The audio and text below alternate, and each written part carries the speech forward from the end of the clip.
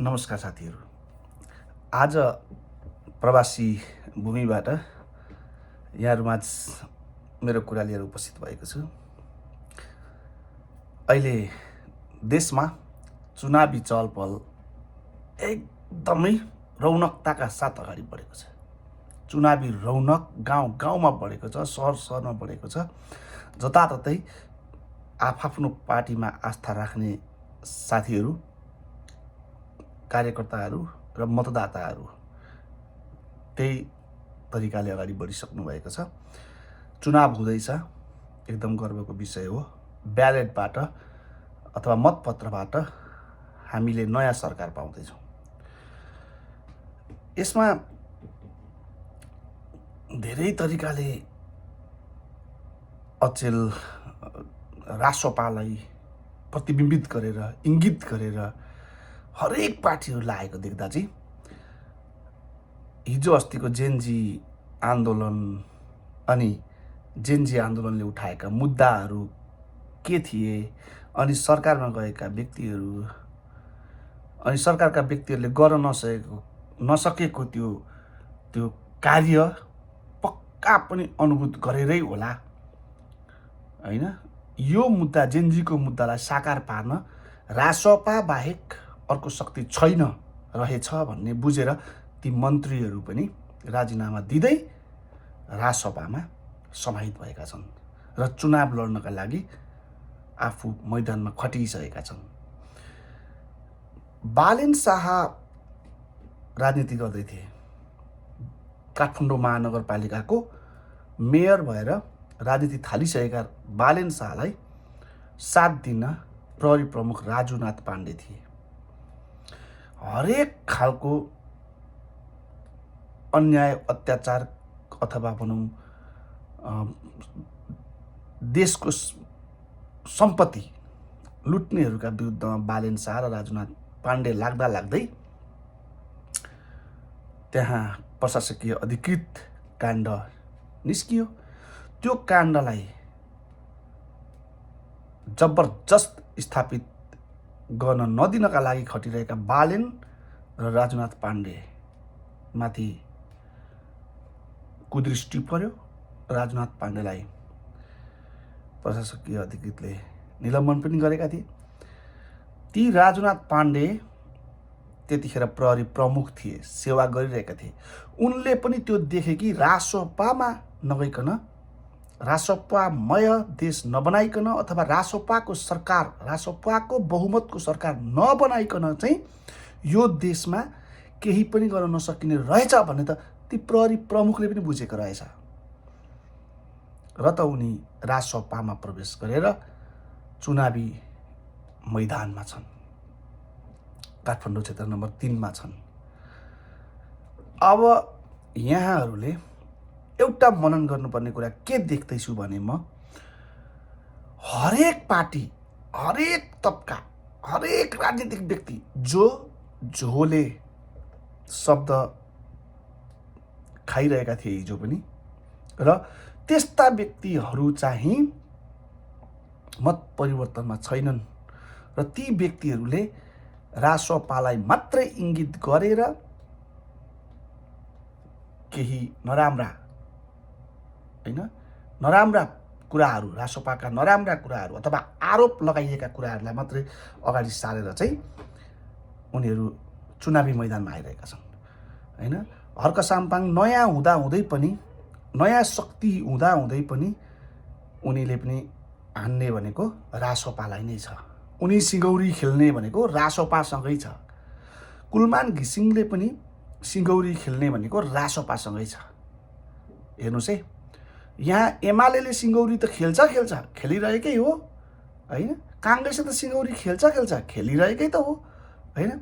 राप्रपाले पनि सिङ्गौरी खेल्ने भनेको रासोपासँगै हो अन्तिममा गएर। किनभने यहाँ गाई गुई हल्लाहरू आइसकेका छन्, होइन? बजारमा गाई गुई हल्लाहरू आएका छन्, तथापि ती सत्य होइनन्। तर हल्लाले गर्दा, ती भ्रमले गर्दा राप्रपा र एमाले फेरि पनि क्षेत्र नम्बर 3 झापा र क्षेत्र नम्बर 5 झापामा एउटा समझदारी कायम गर्यो भनेर भित्री एक खालको ओलीलाई जिताउनका लागि हल्लाहरू सिर्जना गरिएका छन्। त्यो त सत्य होइन। तथापि पनि यसरी रासोपालाई मात्रै हान्नका लागि एक खालको सबै दलको सिगौरी खेल्ने एउटा ढिस्को भनेको रासोपा भएको छ। सबैले त्यही रासोपा लडाउन सकेदेखि चाहिँ देश जोगाउन सकिन्छ भन्ने छन्। देश जोगाउन हिँडेको रासोपा लडाएर देश जोगिन्छ त भन्ने एकातिर बहस अहिले चलिरहेको छ, त्यो हेरिरहेको छ।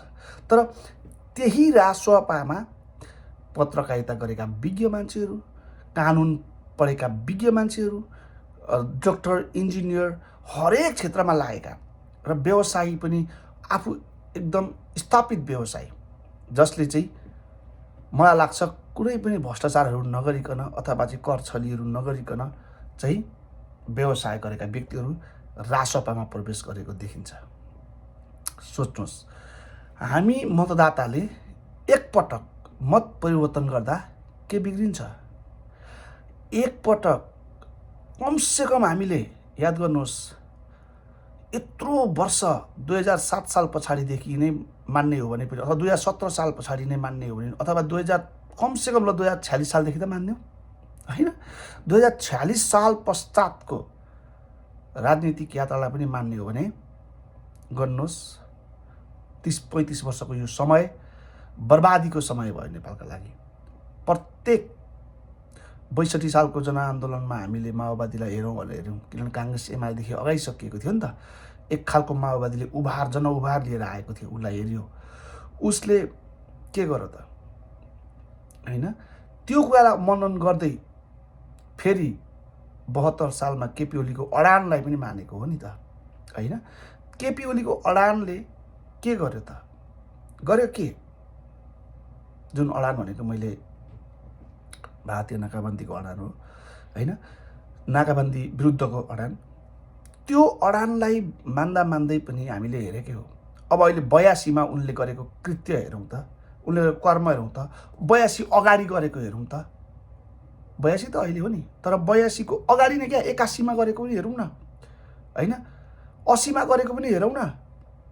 यी यावत कुराहरूलाई हेरौँ त, हामीले के गर्न सक्छौँ त अब भन्दा एकचोटि चाहे जे होस् रासोपालाई भोट दिएर कमसेकम यो पटक,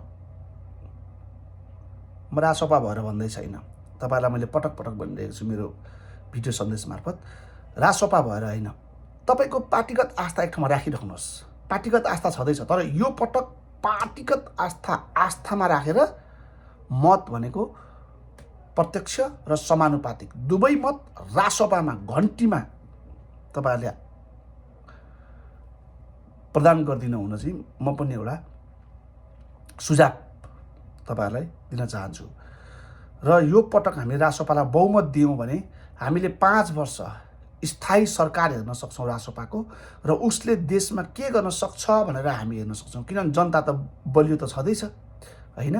अनि हामीले एमालेका केपी ओलीको कुरा, काङ्ग्रेसका गगनको कुरा कति पत्याउने? हामीले गगनले के भनेका थिए संसदमा उभिएर, 1 अर्ब ऋण लिएको प्रमाण पेश गरौँ, के पेश गरौँ, म आफै उपस्थित भएर आफैले हस्ताक्षर गरेर भनेर कराइरहेको आज पनि छ्याप्छ्याप्ती छ क्या बजारमा। तर उनी हो एउटा कुरा, देउवाको विरुद्धमा युवा नेतृत्वको लागि लडिएका हुन्, लडे, जित हासिल आजसम्मको अवस्थामा गरेको छन्। त्यो जितले नेपाललाई चाहिँ केही पनि गर्दैन, किन? उनको देखिएको छ नि त। उनले पटक पटक गलत कुरा धेरैजना भएर भनिरहँ, त्यो गलत सत्य हुन्छ भनेका थिए। त्यही गलत कुरा पटक पटक सबैलाई उनले सर्कुलर गरे उनका पार्टीमा, एमालेमा। उनीहरूको त्यो खालको एउटा रौनकता भएको कारणले चाहिँ उनीहरू त्यो खालको एउटा पाइला चालेको हुनाले रवि लामिछानेलाई आरोप लगाएर जेल लाँदै गर्दा प्रमाणित गराउन कोसिस गरे, सकेनन्। हामीले पनि बुझेको छौँ, तपाईँहरूले केहीले बुझ्नु भएको छैन क्या। तपाईँहरूमा एउटा टालिएको छ। अनि केही यस्ता कर्मचारी साथीहरू, केही यस्ता शिक्षण सेवामा शिक्षकहरू, केही यस्ता डक्टरहरू, केही यस्ता नर्सहरू, केही यस्ता इन्जिनियरहरू, जो भनौँ जसले टिका लगाएर जागिर खाए नि, टिका तथास्तु होइन, यसरी खाएको जागिरले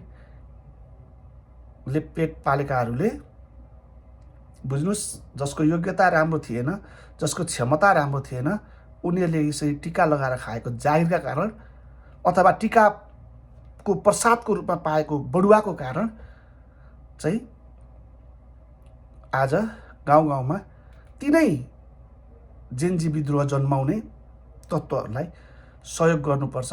तिनै अप्रमाणित कुरा गर्नेहरूलाई, जसले हिजो सभापति नहुँदै त महामन्त्रीकै रूपमा हो त प्रमाण छ भनेर आरोप लगाएर जेल कुद्न सक्ने मान्छेले भोलि सत्तामा आयो भने के गर्लान्, आफै विचार गर्नुहोस् न, होइन? यस्तो परिस्थिति जन्माएर देश खोक्रो भइरहेको अवस्थामा पनि आज हामीले मतपत्र मार्फत चाहिँ रासोपालाई मत दिएर, हामीले रासोपालाई बहुमत दिएर जिताउँदैनौँ भने हामीले नेपालमा कहिल्यै पनि स्थिरता चाहँदैनौँ भनेर बुझ्नुभयो हुन्छ। यो मेरो कुरा हो। र बाँडचुँड गरेर मत दिनुभयो भने म त भन्छु हर्कलाई पनि मत नदिनुहोस्। हर्कको साटो रासोपालाई मत दिनुहोस्, घन्टीलाई मत दिनुहोस्। माटोको साटो यो पटक, माटोको साटो घन्टीमा मत, चिमको साटो घन्टीमा मत, रुखको साटो घन्टीमा मत। सोच्नुहोस्, सूर्यको साटो त भन्नै परेन होला, होइन? ताराको साटो त भन्नै पर्दैन होला। तारा त अब परिवर्तन हुँदै हुँदै तारामा आइसक्यो, होइन? पार्टी नै कतिवटा परिवर्तन हुँदै हुँदै आइसकेको छ, होइन? जे भनौँ तल हामीले मानिदिनै पर्नेछ। हुनुहुन्छ, मैले पनि आस्था राखेका केही नेताहरू हुनुहुन्छ, उहाँहरूको विजयको लागि शुभकामना मैले पनि दिएको छु। तथापि पनि यो पटक सबैले शुभकामना दिउँ र मत चाहिँ एकपल्ट घन्टाइदिएर हेरिदिउँ न, के बिग्रिन्छ? एकचोटि हेर्न के बिग्रिन्छ? अरूलाई हेऱ्यौँ पटक पटक, घन्टीलाई हेरौँ एकपटक। मैले लेखेको गीत पनि आउँदैछ बजारमा, चुनावी नारा भनेर, रासोपाको चुनावी नारा बनाएको छु। पक्कै पनि यहाँले सुनेर साथ पनि दिनुहुनेछ, म त्यो पनि फेरि लिएर आउनेछु। र मेरो कुरा यही हो, यो पटक एबिसिडी छोडिदिनुहोस्, घन्टीलाई हेरिदिनुहोस्। सबैजनाले एकपटक क्या देशै घन्टीमय बनाइदिनुहोस् त मतमा, देशै घन्टीले मात्रै जितोस् त ल, 165 सिट जितेर ल्याओस् त ल। सोच्नुहोस् त के हुन्छ होला। एकचोटि कल्पना गर्नुहोस् अनि मत दिनुहोस् क्या, तर घन्टीमा दिनुहोस् प्लिज। जस्ट मेरो कुरा, प्लिज जस्तो लाग्छ त्यस्तै कमेन्ट गर्न नभुल्नु होला। हस् त।